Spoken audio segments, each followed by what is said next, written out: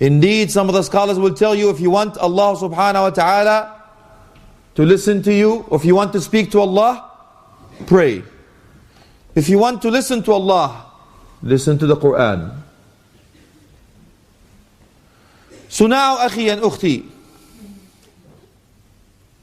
we already know the answer. If you pray, what happens? And if you don't pray, what happens? So some of us will procrastinate. سَوْفَ أَتُوب. After I reach 40, after I perform Hajj, after I get married.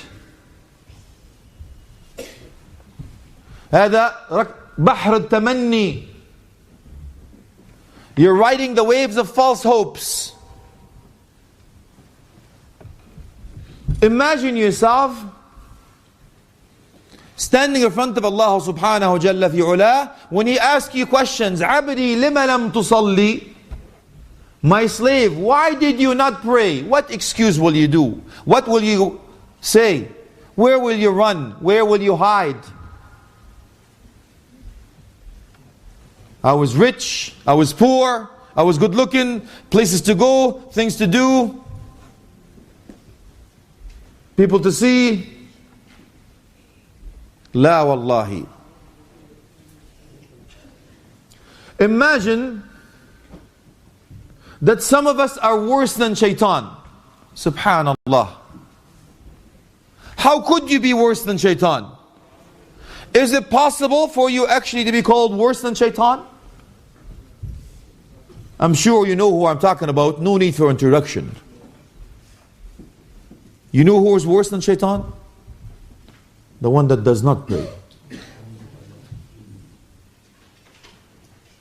Because أمر الشيطان ليسجد لآدم فأبى وأمر ابن آدم ليسجد لله فأبى فأيهما أسوأ الذي أمر أن يسجد لآدم فأبى أم الذي أمر أن يسجد لله فأبى. Which one is worse? Shaitan was commanded to bow down in respect to Adam, and the children of Adam was commanded to bow down to Allah Jalla fi'ula, and they refused. Which one is worse? The one that was commanded to bow down to Adam and he refused, or the one that was commanded to bow down to Allah and refused? Subhanallah.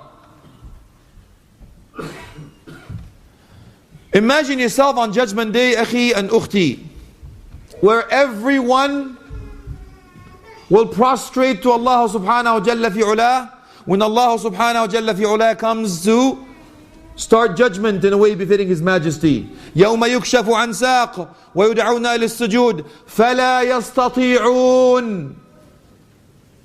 When Allah comes befitting His Majesty, and they will prostrate, they will be asked to prostrate, and they will not be able to.